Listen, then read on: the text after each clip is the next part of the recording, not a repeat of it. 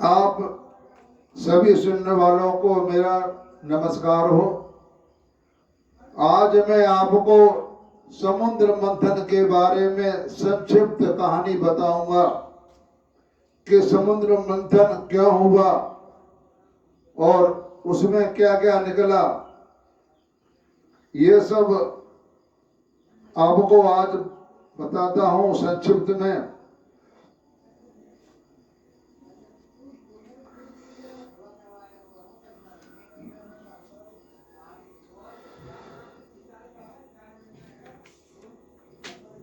तो ब्रह्मा जी ने कहा कि जो जन्म स्थिति और प्रलय से कोई संबंध नहीं रखते, वे उन परमेश्वर ऐश्वर्य वाले प्रभु को हम लोग बार बार नमस्कार करते हैं।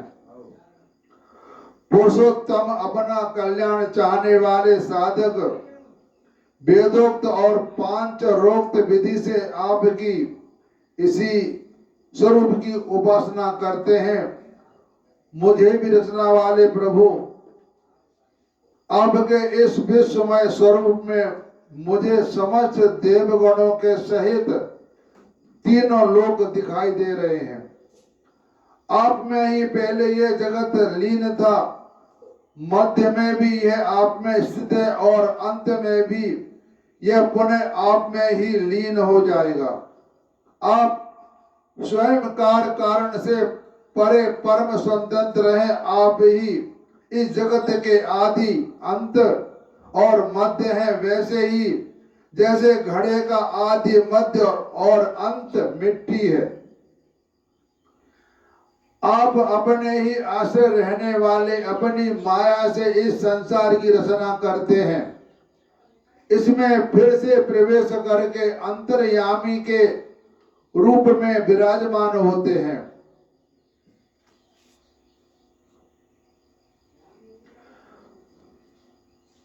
मैं शंकर जी के अन्य देवता ऋषि और दक्ष आदि प्रजापति सबके सब अग्नि से अलग हुई चिनगारी के तरह आपके ही अंश हैं और अपने को आप से अलग मानते हैं।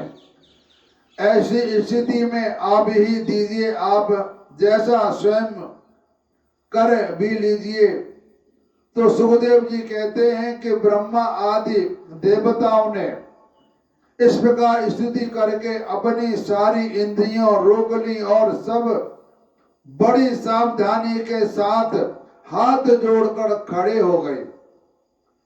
उनकी स्तुति सुनकर और उसी प्रकार उनकी हृदय की बात जानकर भगवान मेघ के समान गंभीर वाणी से बोले, परीक्षित, समस्त देवी देवताओं के तथा जगत के एकमात्र स्वामी भगवान अकेले ही उनका सब कार्य करने में समर्थ थे। फिर भी समुद्र मंथन आदि लीलाओं के द्वारा विहार करने की इच्छा से वे देवताओं को संबोधित करके इस प्रकार कहने लगे। यानी कहने का मतलब यह है कि भगवान सब कुछ कर सकते हैं, लेकिन उन्होंने कुछ अपनी माया दिखानी थी, इसलिए समुद्र मंथन किया। वैसे समुद्र मंथन की कोई आवश्यकता नहीं थी, वे कुछ भी कर सकते हैं। तो श्री भगवान ने कहा, ब्रह्मा शंकर और देवताओं, विष्णु भगवान कह रहे हैं, ब्रह्मा शंकर और देवताओं, तुम लोग सावधान होकर मेरी सलाह सुनो। तुम्हारे कल्याण का यही उपाय है। इस समय असुरों पर काल की कृपा है। यानी इस जब समुद्र मंथन हुआ था उस समय बलि का तीनों लोकों पे राज्य था। तभी कह रहे हैं कि इस समय असुरों पर काल की कृपा है, इसलिए जब तक तुम्हारे अभ्युदय और उन्नति का समय नहीं आता तब तक तुम दैत्य और दानवों के पास जाकर उनसे संधि कर लो। भगवान भी यह कह रहे हैं कि आपके जो साथ हो रहा है, जो अच्छा या बुरा, आपके साथ बुरा हो रहा है, और उसका समय नहीं आया है तो भगवान कहते हैं कि उसका अभी इंतजार करो, जब समय आएगा तब हम ठीक कर देंगे। यानी कहने का तात्पर्य यह है कि जब खराब समय का समय चल रहा होता है तो उसको भगवान भी काटने के लिए एक साइड हो जाते हैं। कहते हैं कि अभी तुम्हारे प्रारब्ध का में जो है वो तुमको तो भोगना ही पड़ेगा, उसमें मैं कुछ नहीं कर सकता। इसलिए भगवान देवताओं से कह रहे हैं अभी तुम्हारा समय खराब है, दैत्यों पर काल की कृपा है, यानी भगवान की कृपा है, उनसे जाके संधि कर लो तो आपका कुछ हल निकल जाएगा। कोई बड़ा कार्य करना हो तो शत्रुओं से भी मेल मिलाप कर लेना चाहिए। यानी कोई बड़ा काम अटका हो तो भैया शत्रुओं से संधि कर लो, इसी में भलाई है। अगर आप संधि नहीं करेंगे तो आप बर्बाद हो जाएंगे। ये बात अवश्य है कि काम बन जाने पर उनके साथ सांप और चूहे वाला बर्ताव कर सकते हैं। किसी मदारी की पिटारी में सांप हो तो पहले से था ही, संयोगवश उसमें एक चूहा भी जा घुसा। चूहे के भयभीत होने पर सांप ने उस प्रेम से समझाया कि तुम पिटारी में छेद कर दो, फिर हम दोनों भाग निकलेंगे। तो पहले तो सांप की इस बात का चूहे को विश्वास नहीं हुआ, परंतु पीछे उसमें पिटारी में छेद कर दिया। इस प्रकार काम कर जाने पर सांप चूहे को निगल गया और पिटारी से निकल भागा।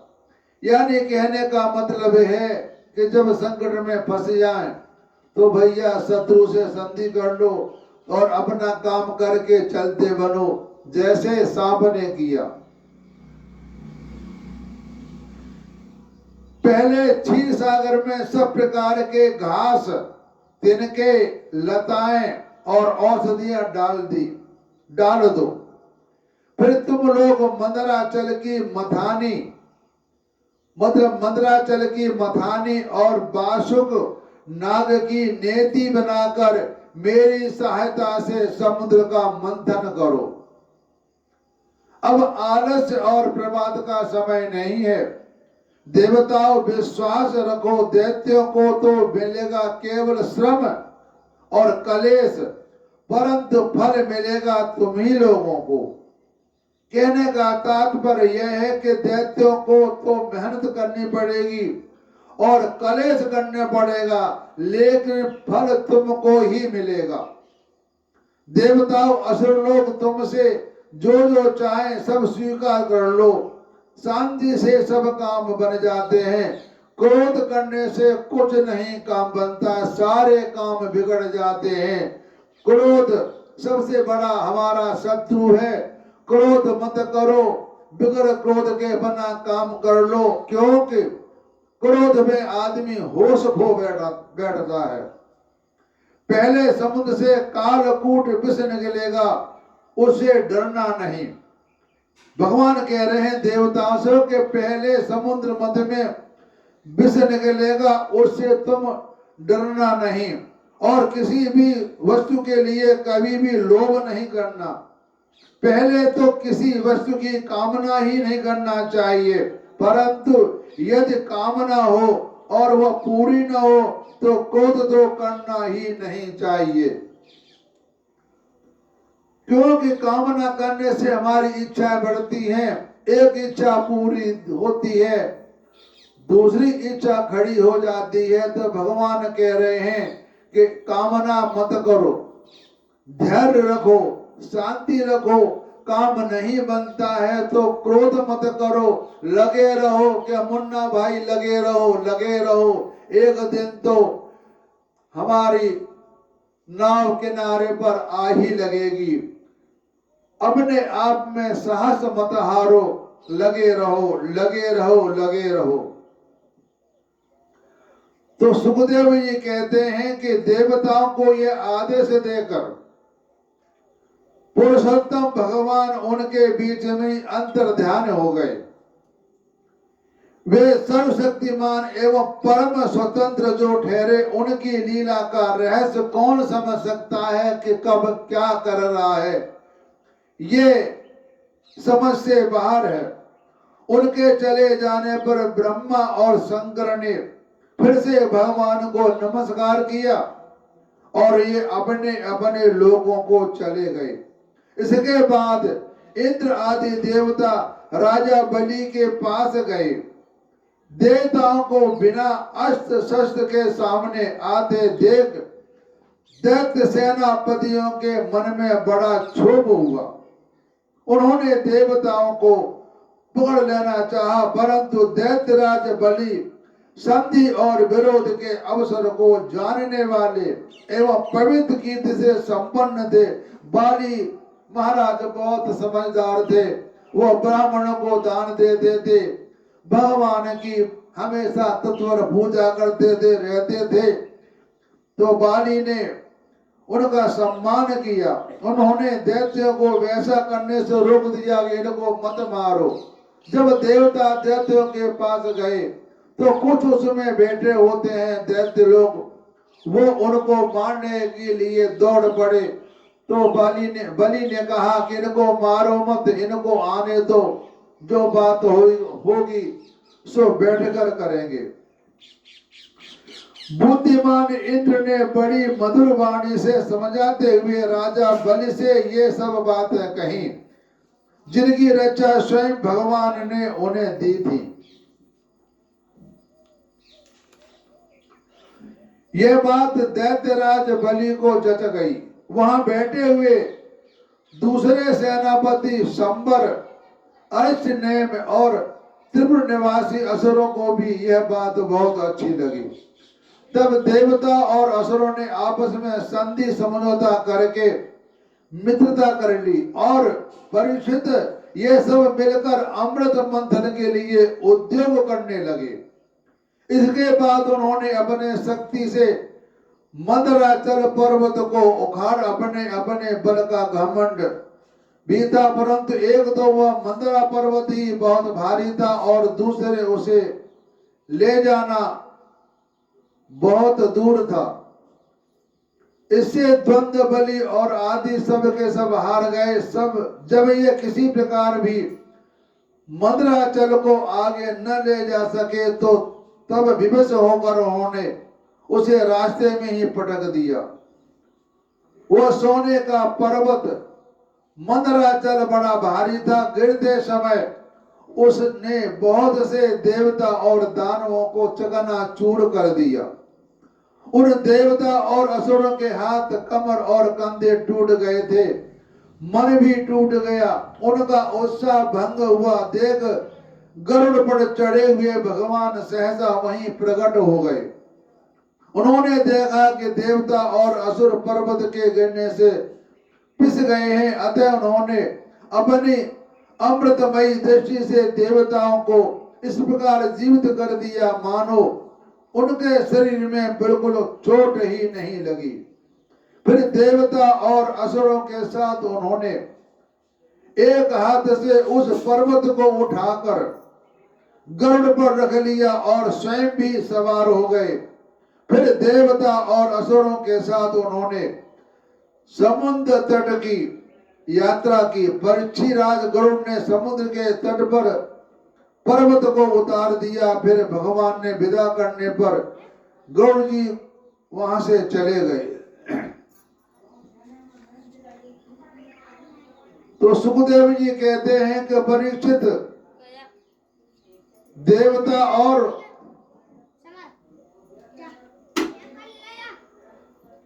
तो सुखदेव जी कहते हैं कि परीक्षित, देवता और असुरों ने नागराज वासुकी को यह वचन देकर कि समुद्र मंथन से प्राप्त होने वाले अमृत में तुम्हारा भी हिस्सा रहेगा, उन्हें भी सम्मानित कर लिया। इसके बाद उन लोगों ने वासी नागों को नेति के समान मंदराचल में लपेटकर भली भांत उद्यत हो बड़े उत्साह और आनंद से अमृत के लिए समुद्र मंथन प्रारंभ किया। उस समय पहले पैर अजित भगवान वासुदेव के मुख की ओर लग गए, इसलिए देवता भी उधर ही आ उठे। देखो भगवान की माया कि जब वासुनाग की नेति बनाकर लगे तो देवता लोग पहले मुख की ओर जाने के लिए तैयार हो गए। उन्होंने कहा कि परंतु भगवान की यह चेष्टा थी, दैत्य सेनापतियों को पसंद नहीं आई। उन्होंने कहा कि पूंछ तो सांप का अशुभ अंग है, हम उसे नहीं पकड़ेंगे। हमने वेद शास्त्रों का विधि पूर्वक अध्ययन किया है कि ऊंचे वंश में हमारा जन्म हुआ है और वीरता के बड़े बड़े काम हमने किए हैं। हम देवता से किस बात में कमी है क्या?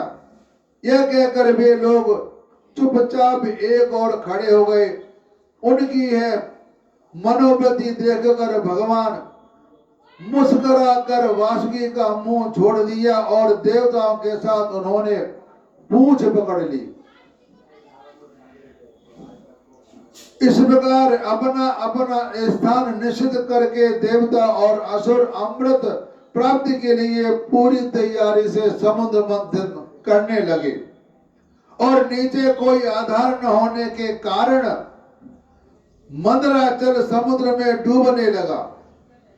भाई मंदराचल तो बहुत भारी था।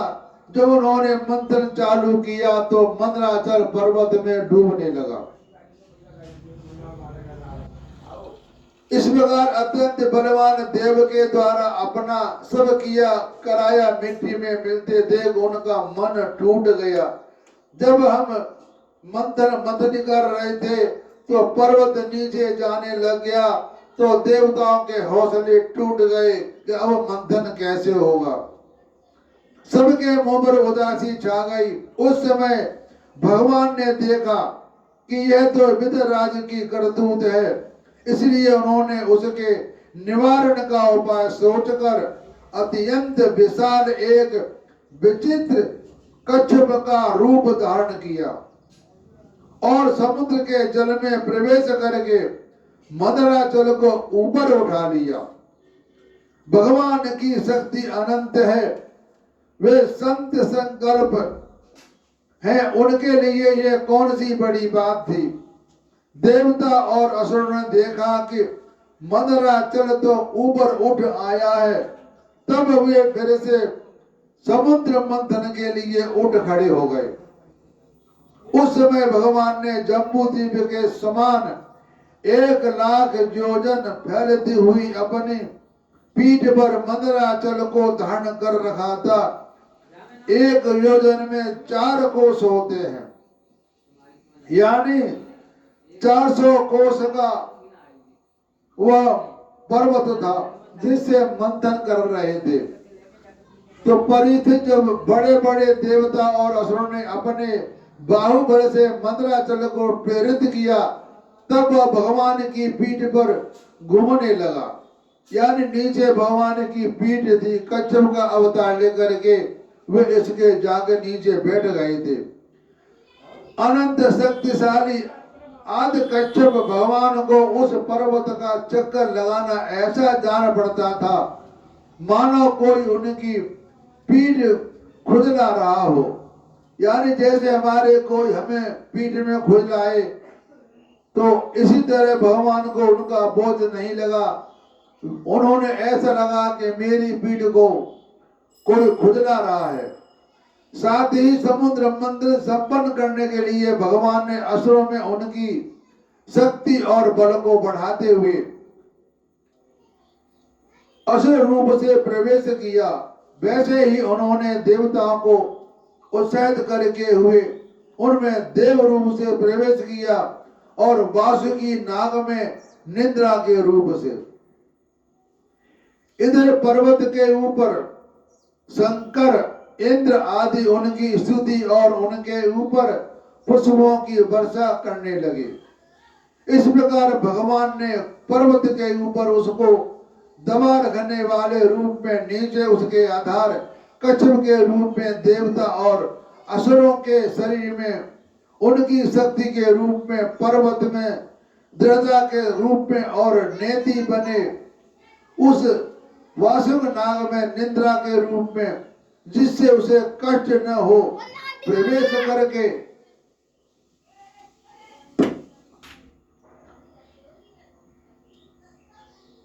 अब वे अपने बल के मद से उन्मत्त होकर मंदराचल के द्वारा बड़े वेग से समुद्र मंथन करने लगे। उस समय समुद्र और उसमें रहने वाले मगर, मछली आदि जीव घबराने लगे। नागराज वासुकी के हजारों कठोर नेत्र, मुख और श्वासों से विष की आग निकलने लगी। उनके धुएं से पौलोम, कालेय, बलि, इलवर आदि असुर निरस्त हो गए। उस समय वे ऐसे जान पड़ते थे मानो दानव दल से झुलसे हुए साखू पेड़ के खड़े हों। देवता भी उससे न बच सके। बांसुरी श्वास की लपेट में उनका भी तेज फीका पड़ गया। वस्त्र, माला, कवच एवं मुख धूमिल हो गए, मैले हो गए।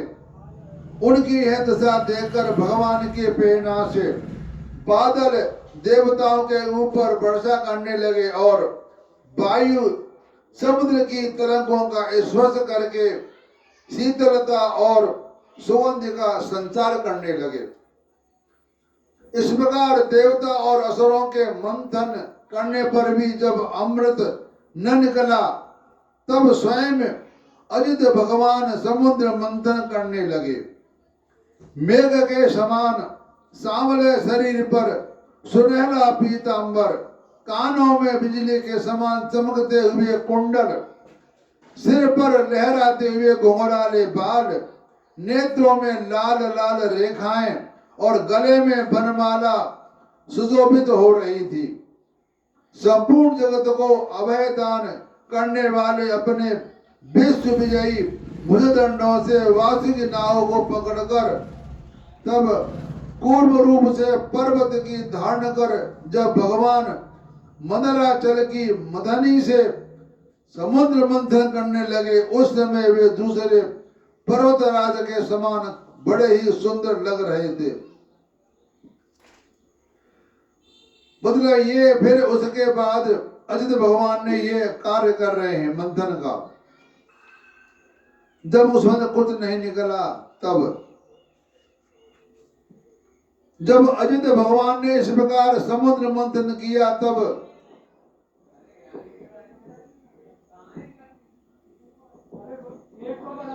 देवता में खलबली मच गई। मछली, सागर, सांप और कछुए भयभीत हो गए, इधर उधर भागने लगे। तिलमिल आदि मत्स्य, समुद्री हाथी और यह ग्रह व्याकुल हो गए। उस समय पहले पहले हराहर नाम का अत्यंत विष निकला। अब वह अत्यंत उग्र विष दिशा विदिशा में ऊपर नीचे सर्वत्र उड़ने और फैलने लगा। इस असह्य विष से बचने का कोई उपाय तो नहीं था। भयभीत होकर संपूर्ण प्रजा और प्रजापति किसी के द्वारा त्राण न मिलने पर भगवान सदा शिव की शरण में गए। परंतु शंकर सती के साथ कैलाश पर्वत पर विराजमान थे। बड़े बड़े ऋषि मुनि उनकी सेवा कर रहे थे। वे वहां तीनों लोकों के अभ्युदय और मोक्ष के लिए तपस्या कर रहे थे। प्रजापतियों ने उनका दर्शन करके उनकी स्तुति करते हुए उन्हें प्रणाम किया। प्रजापतियों ने भगवान शंकर की स्तुति की। देवताओं के आराध्य देव महादेव, आप समस्त प्राणियों के आत्मा और उनके जीवन दाता हैं। हम लोग आपकी शरण में आए हैं। त्रिलोकी को भस्म करने वाले इस उग्र विष से आप हमारी रक्षा कीजिए।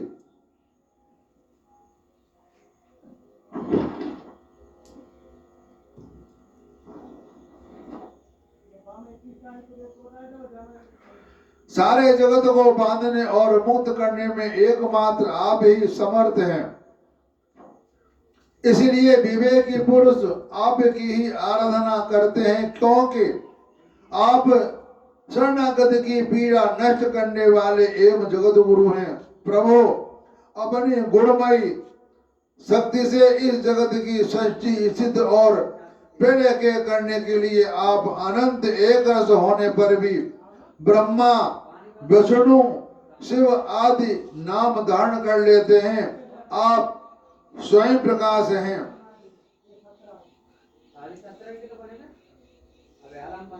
इसका कारण यह है कि आप परम रहस्यमय ब्रह्म तत्व हैं। जितने भी देवता, मनुष्य, पक्षी आदि सब अथवा असत चराचर प्राणी है, उनको जीवन दान देने वाले आप ही हैं।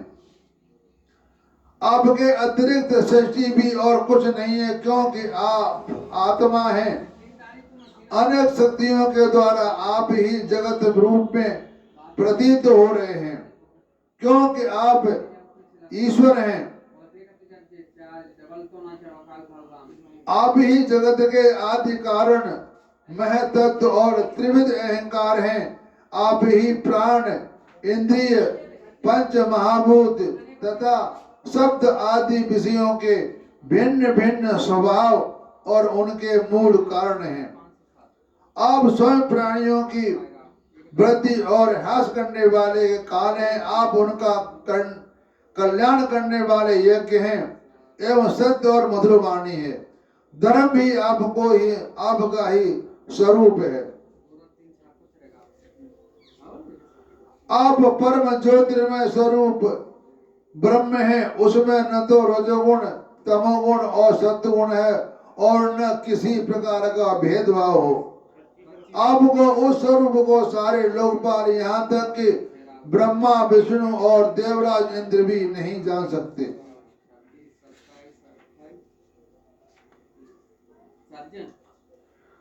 तो सुखदेव जी कहते हैं कि परीक्षित, प्रजा का यह संकट देखकर समस्त प्राणियों के आकार बंधु देवादिदेव भगवान शंकर के हृदय में कृपावश बड़ी व्यथा हुई। उन्होंने अपनी प्रिय सती से यह बात कही।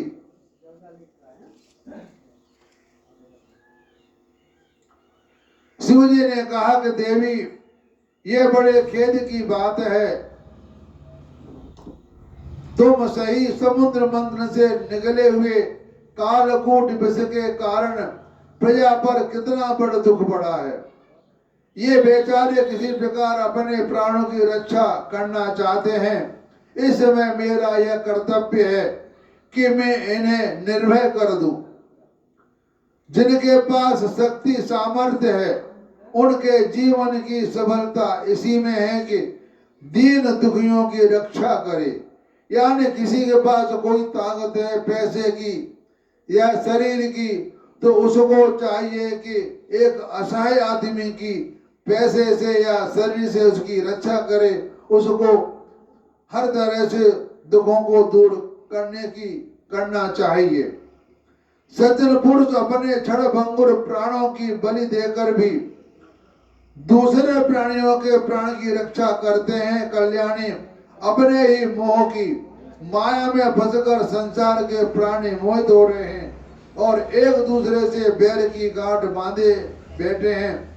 उनके ऊपर जो कृपा करता है, उस पर सर्वात्मा भगवान श्री कृष्ण प्रसन्न होते हैं, और जब भगवान प्रसन्न हो जाते हैं तब चराचर जगत के साथ भी प्रसन्न हो जाता है।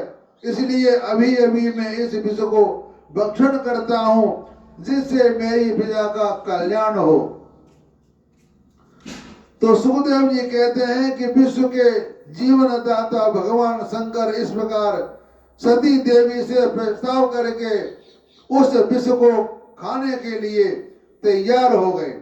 देवी तो उनका प्रभाव जानती ही थी। उन्होंने हृदय से इस बात का अनुमोदन किया।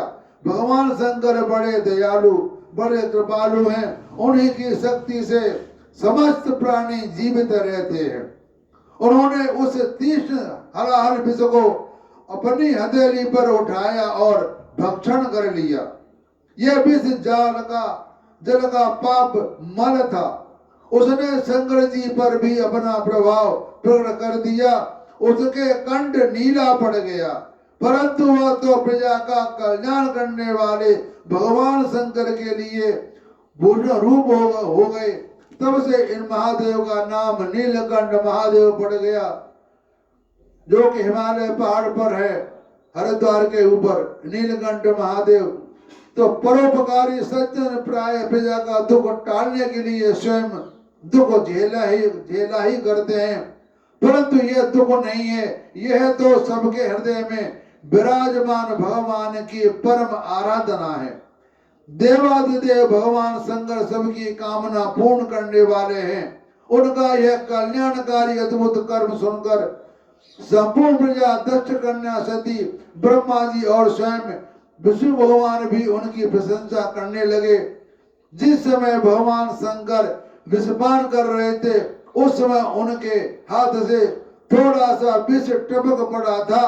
उससे बिच्छू, सांप तथा अन्य विषैले जीवों ने एक विषैली औषधियों को ग्रहण कर लिया। तो यह कथा थी कि समुद्र मंथन में सबसे पहले विष निकला और उस विष को शंकर भगवान पी गए। इससे आगे की कथा मेरी अब अगली वीडियो में देख लेना। अब आगे का विस्तार में सुना रहा हूं।